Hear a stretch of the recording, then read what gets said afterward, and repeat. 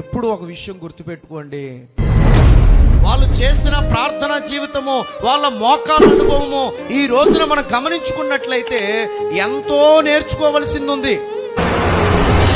ఈ రోజున జోయ్ గారు మీ అందరికీ తెలుసు, LEFని స్థాపించినటువంటి ఆ దైవజనుడు.